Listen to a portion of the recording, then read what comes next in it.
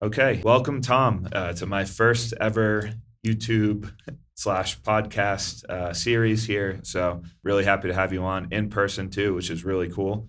Not only are we in person, we're in a different country than both of us are from. So that's extra cool. Yeah, excited to kick off this channel, this podcast, and we'll chop it up and just talk about your experience as an Amazon seller and kind of current landscape of what's going on. So for my viewers who don't know about you, would you mind telling me a little bit about yourself, your background, and what your business looks like today? Cool. So I'm Tom. I've been an Amazon seller for I think 8 years now. I've sold kind of like high level in the UK. We did 5 years in the UK. We shut down about 2 years ago, I think it was.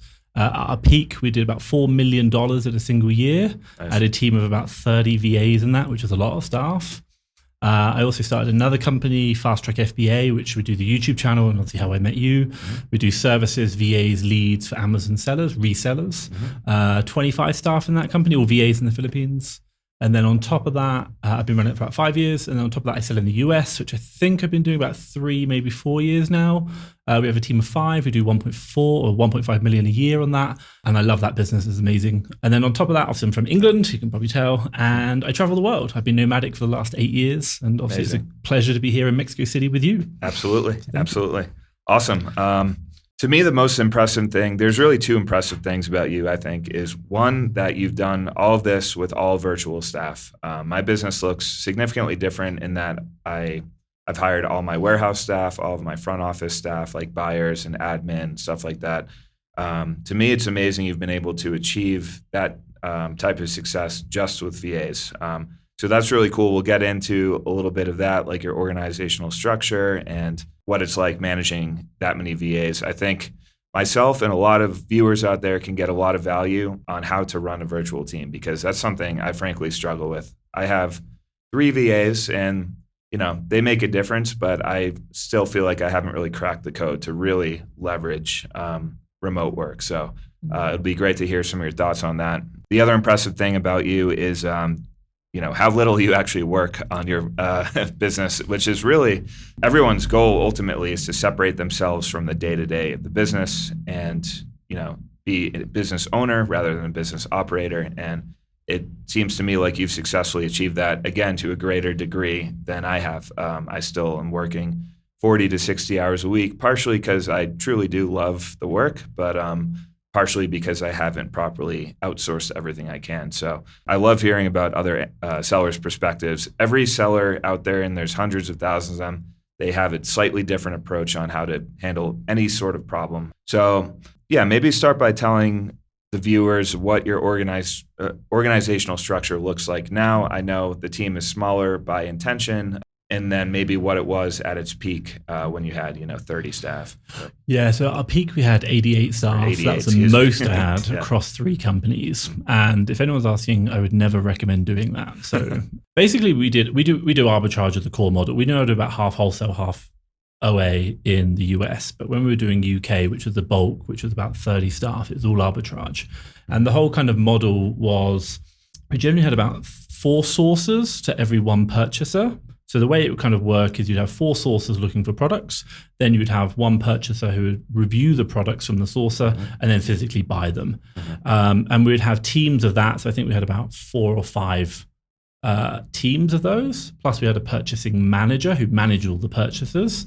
Okay. And then we had, I think it was a small team of like 2 or 3 administrative staff. And at a fundamental level, if you think about an Amazon business, and generally OA I come from, so you have everything's a function rather than a role. So, and we say function because it detaches the humanistic side of it. Not to say we don't want to be humanistic, but I think it's good to be very operationally focused. So we have a function of I need to find product.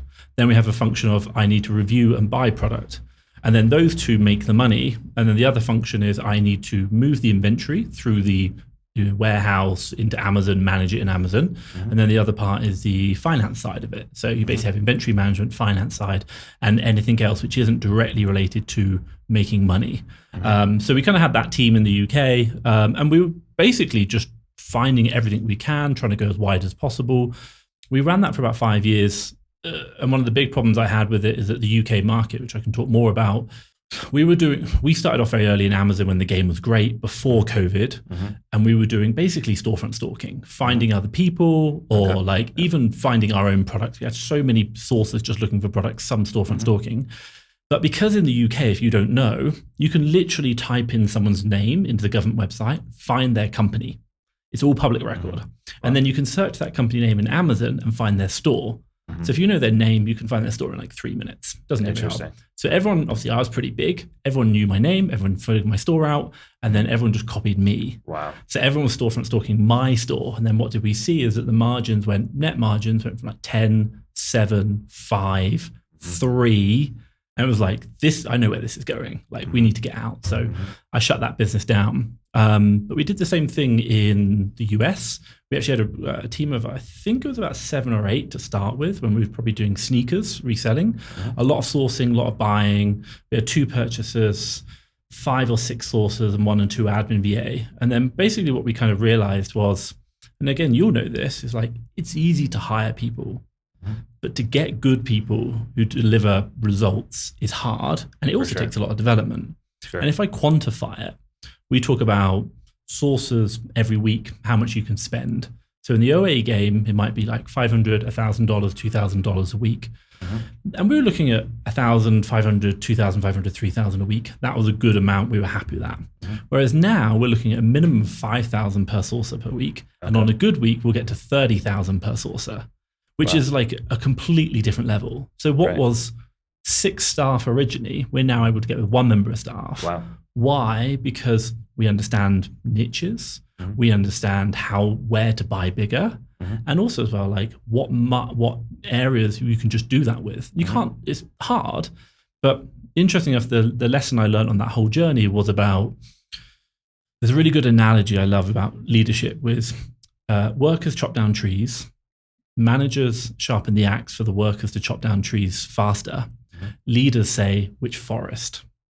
And I wasn't doing my job figuring out forests, which is kind of niches, areas to look at. And that was the key lesson I learned on that, whereas we started to, one of the key things that we learned was that we had a really good niche in sneakers at one point. And I think we were doing about 5,000 spend a week with 1 VA, super happy. We moved that VA to another niche that we wanted to try. Another VA came in, couldn't break 1,500. Wow. And we're like, what's going on? What's going on? And then we realized it was the VA. And obviously, by the way, I've been doing leadership for like 7 years or 6 years by this point. And it was like, man, if I don't get my staff right, my business massively impacts. And it's one of those lessons that you just get constantly taught over and over again. That was one of the key, while we talk about the structure, we still run that structure today: purchasing, sourcing, administration. And we generally run 3 sources, 1 purchaser and 1 administrator, or 1 admin. And then I sit above the purchaser, and the purchaser manages all the other staff for me on a day-to-day in Filipino time. But our key thing is we're always just trying to track metrics. We're trying to encourage them, develop them, support them, but also just make sure that they are the right people for our business. And I think the hard thing as a leader is that when you find the VA isn't right, or the member of staff in your warehouse, is having that tough conversation saying, hey, this isn't right for you. I think you need to move on. And the lesson I've learned from going 88 down to we have 5 now in the US business. We do 1.5 million a year. We do about 20K net profit per month. I work about 4, maybe 10 hours tops if I have to, but generally 4 hours a week because the team do it all, is that just having great people and really focusing on developing that all the time. That's been the lesson. Yeah, no, a lot of gems in there for sure, in dealing with a lot of these VAs. So it sounds like, the lowest level of the org chart is the sourcer, who is looking through specific websites, specific product niches, either finding new products all the time, or are you guys replenishing whenever possible as well? So replenishing what has already been successful. You have a buyer who's actually reviewing the products. Does the sourcer say, hey, buyer, I want to buy 10 of these and 20 of these and 30 of these? And then is it the buyer who is approving the quantities, or is it the buyer just reviewing the products themselves and then deciding how many to buy? So the buyer does that. Okay, so the buyer's deciding how many to buy. The sourcer is finding profitable potential buys. Yeah. Okay. And then the manager or admin is reviewing the buyer's purchases. So think about it this way. We have, so the manager is the purchasing manager, so it's the buyer. Now, typically what's really interesting, because obviously I've interviewed people in America about this, is you generally have like a manager, then a buyer, like a checkout person, then the sourcer, and then the administrative. So the way I think about it is if you think about a normal business, like, one-man band operation, you would be the sourcer, buyer, and admin person. So then first of all, we get rid of the sourcing and we hire a VA to do that. 40 hours a week, $3 per hour, great. And then we probably hire someone to do the administration side, the finances and moving the inventory. And then you're doing the reviewing and purchasing. So then what I did was basically replace me in that function. So I used to manage the sources and admin. Now, nope. Now someone else manages that for me. So, and the reason why I say that is because I'm a big believer in understanding incentives. The most critical part, I believe, is the analysis part, because that's when you take it, should we say, you make the quantities, you make it for a good buy or a bad buy, and that takes a lot of skill and development. And then the next most critical part is actually sourcing, and administrative is more of a function, like a to-do list rather than a creative element. Yeah, I like that you've broken it down by like what activities make money for the business versus what are necessary evils. And I think, everyone should have an idea of like, what are the highest leverage, highest value tasks that generate a lot of value? And then what is kind of upkeep and maintenance? So I like that you've separated that out. The other thing I'll kind of add to that is like, so you might be like, what do I do? Well, again, I come back to that analogy of chopping down trees. My job is to find out the forest. So if I have a conversation with you today and you go, Tom, sneakers isn't very good. We're finding that, I don't know, we've talked before, it might be like grocery. You talked about that when you first started, to say that, man, I should go check that out. So I'll use my free time now to go look at grocery, maybe a specific area of it.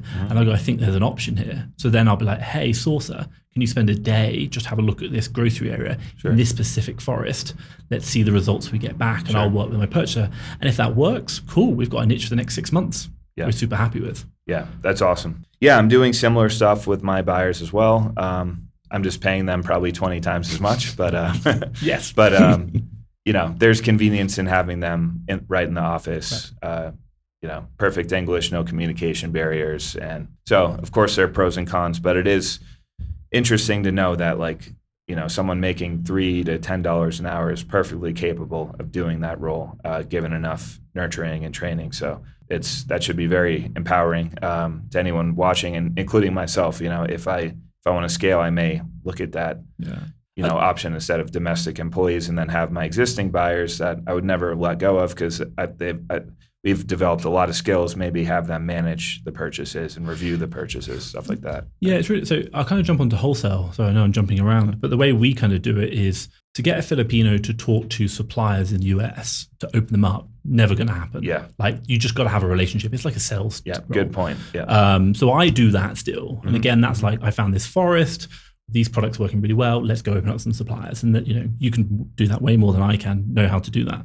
But then what do we do is to say, well, actually, once we've opened up the supplier, we then basically say, oh, I'd like to introduce you to Bob. Bob's my sourcing VA, by the way, not purchaser. He's going to manage the account. So Bob now emails the account, deals with them all. It's okay for Bob to be in the Philippines, because when we have that conversation, we're like, we're trying to cut down costs, we decrease our costs so we can pass it on to the customer. They like the sound of that. And that's absolutely fine. And so, but what, like same for you is, there's some elements you can only do realistically with people who understand the culture. And there are other elements you can do with offshore, which is going to save you.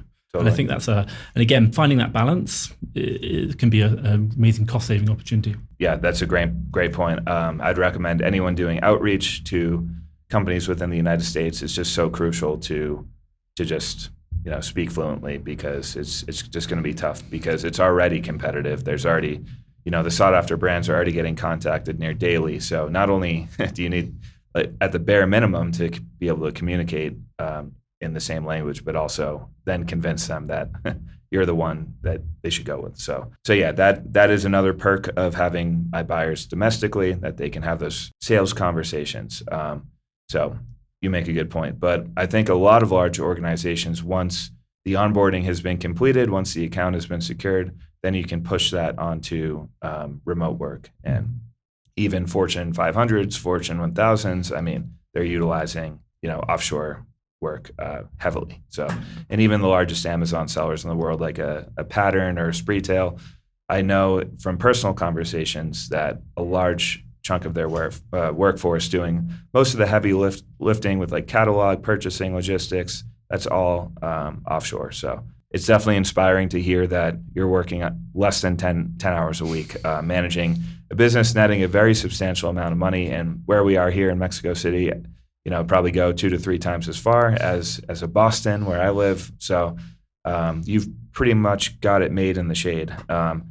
And on that note, do you have plans to scale again and try to be an 8-figure or multi-8-figure seller? Or have you decided at this point, I'm okay with my $20,000 a month coupon and I can drive into the sunset and just chill out and enjoy life? Where would you like to go with the business? It's a really good question. And having done, when we were at our peak, I think we did 6 million in a year. So I was like super happy with it. But the profit just wasn't where I wanted it to be. So when I was doing the UK business, it was all revenue. Sure. And I kind of learned that fallacy. And I learned that, like now, I only know the revenue because we look at the P&L once a month. But every day, the only thing I look at is profit. Yeah. That's the only number I care about. Rightly so. Because before I used to look at the revenue and be like, get that number up. Yeah. And you're like, it doesn't matter. It's all for vanity. It is. Yeah. And we get caught on that train. And so like, again, changing your mindset, doing it all. So for me, it's kind of like, I want to optimize for, so basically the way I think about it is I want to define the time requirement because you only have 24 hours in a day. That's your fixed asset. So I'm really happy with 2 hours a day, 10 hours a week. I love that. I would happily do more, but probably like 15, 20 if you have to. Sure. Sometimes I go above that. So you've identified that's the right balance for you. Like you're okay with not working more than that or less than that. So the way I really like to think about it is I like to travel a lot. So I spent like 3 months in hotels last year. But the idea is that I will happily work 50, 60 hours a week if we have to. But I also want the ability to switch down to 5 hours a week. Sure. What I don't want is to be forced to work. Sure. I didn't leave my job, take the risk of starting a business, do all of this to basically replace the job. That, for me, that was a no-brainer. That was not the discussion. So why we hire, why we build the systems, why we do these things is so that I can go down to nothing or very little. I mean, I can do a minimum of 1 hour a week, which is my admin account. Cool. So going forward, we know the metrics. The metrics is spend the amount of money we're looking for. And we continue doing that. We want to make sure we're driving our margin. Ideally, we look at a gross margin of 15%, right? We're about 18% right now. So I'm really happy with that. And then the other areas come that the big kind of work is if we go and take lending, then what does that look like? That looks like I need to probably take a couple of weeks and start doing a lot of like finding new wholesalers, finding new distributors. That's going to be the part. But the one lesson I learned from you, and I learned on this journey here, was that you now do more revenue, but more of it is through the fewer distributors or suppliers. And I was like, how can we double down on what we're currently doing? Which ironically isn't actually that much work. Right. Because my team are managing. It's a lot less work, just optimizing what you have, the accounts you have. So. And again, I sit down and I always think about Naval. Naval Ravikant talks about leverage, labor, code, capital, and networks or media. And I'm like, I really want to do 1 hour's worth of work and get a disproportionate return. What I don't want to do is 1 hour's worth of work and get a fixed amount, and then I have to do more time work. Because that's just not the smart way to work. Absolutely, yeah. You rightly identified, I think, that time is the most precious asset that any of us have. So time really should be front and center in all of our minds, but I think it's very easy to get away from thinking about time that way. And I know I'm guilty of it. To this day, I'm doing tasks that I know while I'm doing it, someone making $15 an hour could probably do. And I'm just consciously doing the work. And I'm like, this is stupid, but I'm doing it. So we come from, I'm guessing you had a job before. Yeah, I've had jobs like throughout high school. I've always been kind of entrepreneurial in my adult life. But I know what it's like to punch in, punch out. So, and you've probably worked really hard, lots of hours.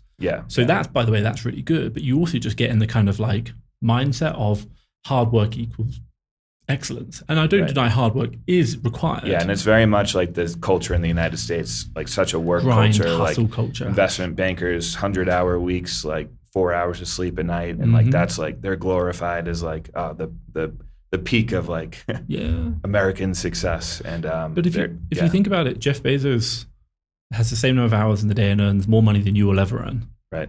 And so it's not how hard you work is the key factor. It's what you work on. Yep. And then how well you is leverage this.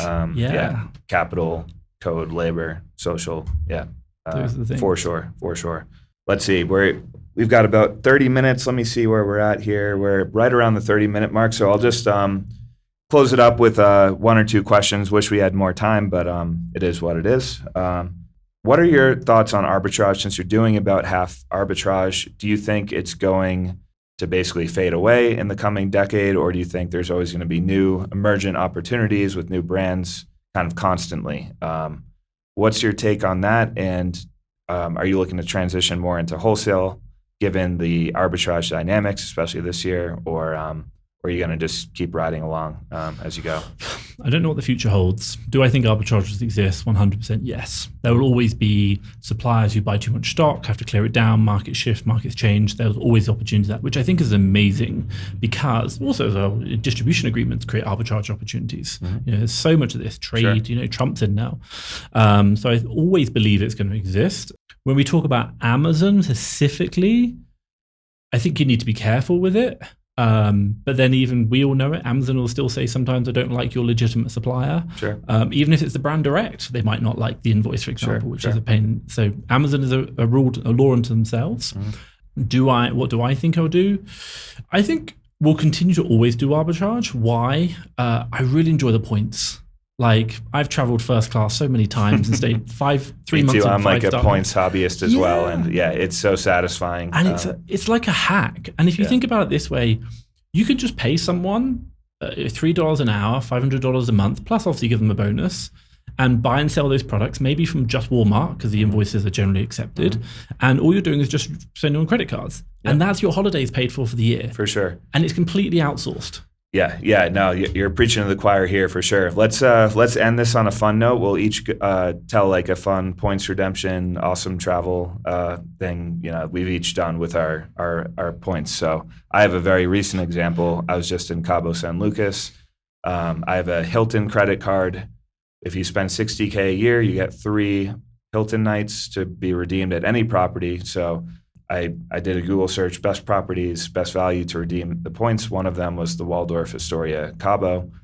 So I redeemed 3 free nights that I just, and that's even before the points earning. But so the cash rate for that hotel is $2,000 a night, which is just astronomical. So I get to the hotel, given my diamond status, which I also got through spending through the card, I was upgraded from just a regular hotel room up to a 3-bed, 3-bath house with a private pool. And I looked at the cash rate of that. It was more like $7,000 to $8,000 a night. So I got a $20,000 cash trip completely for free from one of my many credit cards. And I'm like, this is just so satisfying. And got discounts on all the restaurants, free breakfast, free. I got a free bottle of Clase Azul as a welcome gift, which was just over the top. So, my God.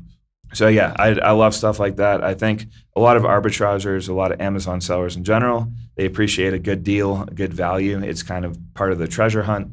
So I get satisfaction out of just getting extreme value out of points and travel and stuff like that, first class seats, all that type of stuff. So that's my recent story. But I have many. One I really like is I try to make a point of going to the Philippines every year to see the team.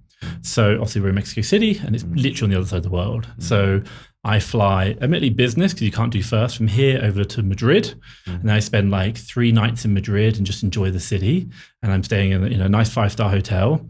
And then I do, the next trip is off to Dubai again. Nice. So that's another business class over. And then I'm spending 3 nights in Dubai. And then I take a taxi over to Abu Dhabi and I spend 2 nights in Abu Dhabi in a nice 5-star St. Regis. Nice. And then I fly over to the Philippines.